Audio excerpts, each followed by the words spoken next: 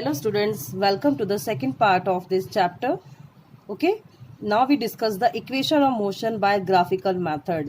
जो equation of motion है, three equation of motion है, उनको हम graph के through कैसे explain कर सकते हैं. So we will discuss in this video. तो first take the three equation of motion, that is first is v equals to u plus at. Okay, so यहाँ पर v क्या है आपका फाइनल वेलोसिटी, u क्या है इनिशियल वेलोसिटी, a क्या है एक्सेलरेशन और t क्या है time. Okay, so this is the first equation of motion.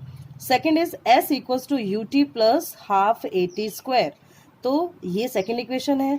Third है हमारी 2as equals to v square minus u square. इसको हम कैसे ग्राफ के थ्रू समझेंगे और इनको कैसे डिटेल आपको करना है. So we will discuss one by one. So first start the first equation for velocity time graph. Okay, that is v equals to u plus at आपका कैसे आएगा. So this is the velocity time graph. Okay, ये आपकी वही मैंने आपको पहले भी बताया था. ये आपका x एक्सिस पे प्लॉट करना है आपको, ये आपका y एक्सिस पे प्लॉट करना है. ओके, यहाँ पर आपको नीचे टाइम लेना है x एक्सिस पे और y एक्सिस पे आपको वेलोसिटी लेनी है मीटर सेकेंड इनवर्स में. ओके, और ये हम पढ़ रहे हैं अभी यूनिफॉर्म मोशन के लिए. यूनिफॉर्म में मैंने आपको पहले भी बताया था, यूनिफॉर्म में जो लाइन है वो बिल्कुल स्ट्रेट आएगी. ओके, और ये आपका एक रेक्टेंगल बन रहा है ADBE. Okay, uniform motion. So let's discuss the equation. See the equation. Draw AD. Okay, यहाँ हमने पढ़ा था अभी पीछे जो हमने ग्राफ प्लॉट किया है. Okay, let us draw AD parallel to OC from the graph and we observe that. हमने आगे ड्रॉ किया था कि BC equals to BD. Okay, BD plus DC equals to BD plus OA. Substituting BC equals to V. जो BC आपको V की जगह रखना है और OA की जगह रखना है U. ठीक है, तो BC V है तो ये क्या आ जाएगा आपका BD plus U. And BD की वैल्यू क्या होती है V माइनस U. जब भी कोई इक्वेशन के अंदर कोई भी नंबर आपका लेफ्ट हैंड साइड से राइट हैंड साइड या राइट हैंड साइड से लेफ्ट हैंड साइड मूव करता है तो उसका जो सिंबल है वो चेंज हो जाता है. जैसे कि ये प्लस U था तो जब ये इधर गया तो क्या हो गया माइनस U. ओके, ये आपको याद रखना है. तो from the velocity time graph the acceleration of the object is given by. ये भी हम फॉर्मूला पहले पढ़ चुके हैं. एक्सेलरेशन क्या होता है, change in velocity upon time taken. Okay, तो चेंज इन वेलोसिटी क्या है BD अपॉन AD. ओके, और BD अपॉन OC. तो सब्स्टिट्यूट करना है आपको OC की जगह. OC की जगह क्या रखना है आपको T रखना है. T is the time. So we get A equals to BD upon T and BD equals to AT. और ये इक्वेशन जो हमने आगे पढ़ी थी ये हमें वैल्यू इसके अंदर रखेंगे तो हमें ये इक्वेशन मिल जाएगी. Okay, V equals to U plus AT. Okay, next second equation for position time relation. ये हमारी सेकेंड इक्वेशन कैसे हम फाइंड आउट करेंगे. Let us consider that the object has travelled a distance S in time t under the uniform acceleration a. हमें consider करना है कि कोई भी आपका ऑब्जेक्ट है वो डिस्टेंस s पर है और टाइम t पर वो मूव कर रहा है. And the distance travelled by the object is obtained by the area enclosed with in OABC under the velocity time graph AB. Okay, ये आगे आपने प्लॉट किया है, वहां से हम कंसीडर करेंगे. And the distance travelled S travelled by the object is given by. तो S यानी कि स्पीड क्या आ जाएगी इसके distance travelled. Area of OABC that is the trapezium and area of the rectangle that is OADC plus area of the triangle ABD. Okay, तो ये सारी values आपको आगे ट्राइंगल में पुट करनी है. एरिया ऑफ OABC क्या हो जाएगा OA मल्टीप्लाई OC. ओके, और एरिया ऑफ द ट्राइंगल क्या हो जाएगा हाफ बेस इनटू हाइट. ये हम फॉर्मूला पहले ही पढ़ चुके हैं, that is AD multiply by BD. अब आपको वैल्यू सब्स्टिट्यूट करनी है. OA की जगह क्या रखना है आपको U रखना है. ओके, और OC equals to AD that is T के बराबर है और BD इक्वल्स टू AT के बराबर है. तो हम ये सारी इक्वेशन जब इसके अंदर पुट करेंगे तो हमें क्या मिल जाएगा S equals to U multiply T plus half AT square. तो AT स्क्वायर की वैल्यू क्या रख दिया आपने T मल्टीप्लाई AT. ओके, तो T square T into T कितना हो जाएगा स्क्वायर. तो S equals to UT plus half AT square. These are the very important equation of motion. ये एग्जाम में पूछ सकते हैं आपको और हमेशा आती हैं, आपके 5 मार्क में भी आ सकती हैं. Explain the equation of motion. Okay, first equation motion और this is second equation motion. Okay, next is the third equation of motion. Equation for position velocity relation. Position velocity relation के लिए आप कैसे इक्वेशन पढ़ेंगे. So from the velocity time graph that is shown in figure previous figure we will discuss the distance traveled s by the object in time t moving under uniform acceleration. A is given by the area enclosed within the trapezium OABC under the graph, and that is S equals to area of the trapezium OABC. Okay तो area of the trapezium OABC हमने आगे draw कर रखा है, तो OA plus BC multiply by OC, okay, divide by 2. तो जब हम वैल्यू सब्स्टिट्यूट करेंगे, OA की जगह क्या रखेंगे हम U, BC की जगह रखना है आपको V, एंड OC की जगह रखना है आपको T. तो S equals to U plus V multiply by T upon 2. तो from the velocity time graph we get t की वैल्यू कितनी होती है, v minus U upon A. ये हम आगे पढ़ चुके हैं. तो जब इस t की वैल्यू हम यहाँ सब्स्टिट्यूट करेंगे तो आपको क्या मिल जाएगा, v plus you bracket close multiply v minus you divide by 2a. तो इक्वेशन क्या हो जाएगी, ये यहाँ पर मूव करेगा तो 2as equals to V square minus U square. ये फॉर्मूला आप पढ़ चुके हैं, a प्लस बी का होल स्क्वायर. ओके, तो ये क्या हो गया आपका a प्लस बी और ये a माइनस बी. तो क्या आ जाएगा आपका a square minus B square. तो ये v square minus U square. तो ये फॉर्मूला आपको ऐसे ध्यान रखना है. ओके, और कुछ न्यूमेरिकल्स आपके दिए हैं, तो न्यूमेरिकल्स आप यहाँ पे आइडेंटिफाई करेंगे. ओके, और उनको सॉल्व करेंगे. Next topic is uniform circular motion.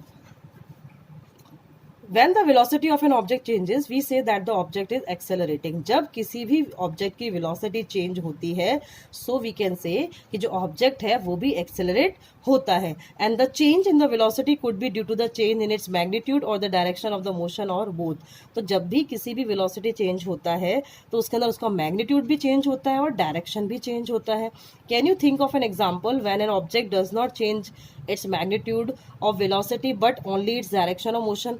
ये आप थिंक कर सकते हैं कि कौन कौन सी वेलोसिटी के अकॉर्डिंग कौन से डायरेक्शन भी चेंज हो सकता है. जैसे कुछ दिए हुए हैं आपको एग्जांपल, ये रेक्टेंगुलर पार्क है, ये हेक्सागोनल ट्रैक है, ये ऑक्टागोनल शेप्ड है, ऑक्टागोनल मतलब हैविंग 8 साइड, और ये आपका सर्कुलर ट्रैक है. Let us consider an example of the motion of a body along a closed path, that is A.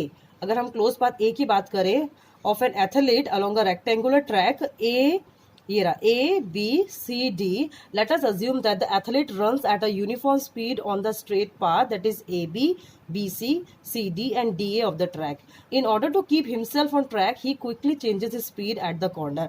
अगर आपको उसको स्पीड उसको इक्वल रखनी है तो जैसे ही वो एथलीट कॉर्नर पे आएगा उसको स्पीड उसको चेंज करनी पड़ेगी. How many times with the athlete have to change his direction, तो वो कितनी बार डायरेक्शन चेंज करेगा. While he completes one round, it is clear that to move in a rectangular track, once he has to change his direction of motion 4 times. तो 4 बार वो अपनी direction change करेगा. Okay, next अगर हम next लेंगे rectangular track. अगर rectangular track की हम बात करते हैं, the athlete is running along a hexagonal shaped. अगर वो हेक्सागोनल शेप पे अगर मूव करता है, that is A, B, C, D, E, F. Okay, तो एथलीट चेंजेस पोजीशन 6 टाइम. तो वो 6 टाइम जो एथलीट है वो अपनी पोजीशन चेंज करेगा. What if the track was not a hexagon but a regular octagon. अगर ऑक्टागन होगा तो कितनी बार चेंज करेगा वो 8 times. So it is observed that the number of side of the track increases. The athlete has to turn more and more often. तो जितना बड़ा ground होगा उसको एथलीट्स को उतनी बार चेंज करना पड़ेगा. So what would happen to the shape of the track as we go on increasing the number of side indefinitely? If you do this, you will notice that the shape of the track approaches the shape of a circle and the length of each of the side will decrease to a point. And if the athlete moves with a velocity of constant magnitude along the circular path, the only change in his velocity is due to the change in the direction of motion. और अगर जो athlete है इस circular track पर move करता है तो उसको अपनी जो वेलोसिटी है वो कांस्टेंट रखनी पड़ेगी. वो कांस्टेंट होगा और वो इजीली मूव कर सकता है. So the motion of the athlete along a circular path is therefore an example of accelerated motion. तो ये जो सर्कुलर ट्रैक पर अगर एथलीट मूव करता है तो एग्जाम्पल है हमारा एक्सीलरेटेड मोशन का. और एक्सेलरेशन फाइंड आउट करने सर्कमफेरेंस हम सर्कल का फाइंड करते तो क्या फॉर्मूला हमारे पास, radius that is r by 2 pi r. If the athlete takes t second to go on around the circular path of radius r, the speed v is given by v equals to 2 pi r by t। तो students आपको पता होगा कि किसी भी circle को हम draw करते हैं तो ये रेडियस के थ्रू, तो ये क्या है इसका रेडियस और ये पूरा इसका हो जाता है डायामीटर, ओके डी। ओके अगर हम यहाँ पे ओ पॉइंट लिखते हैं ओरिजिन और ये ए और ये बी, तो ओ ए क्या आएगा इसका रेडियस और टोटल ए बी क्या आता है इसका diameter. So when an object moves in a circular path with uniform speed, its motion is called uniform acceleration motion। ये आपको याद रखना है कि जब भी कोई ऑब्जेक्ट मूव करता है सर्कुलर पाथ पे विद यूनिफॉर्म स्पीड, तो उसको हम यूनिफॉर्म सर्कुलर मोशन कहते हैं। ओके स्टूडेंट्स, तो इस तरीके से आपको ये जो एक्टिविटी है ये कंप्लीट करनी है।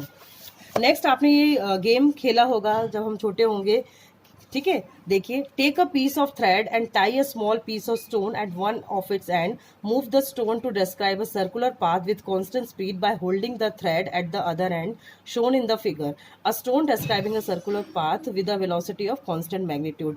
तो जो एक बच्चा है वो धागे के अंदर, थ्रेड के अंदर एक स्टोन लेकर वो उसको सर्कुलर पाथ पर मूव कर रहा है। Now let the stone go by releasing the thread. तो जो थ्रेड से जो स्टोन कब रिलीज होगा, can you tell the direction in which the stone moves after it release. तो वो किस डायरेक्शन में जाएगा धागे से छूटकर स्टोन।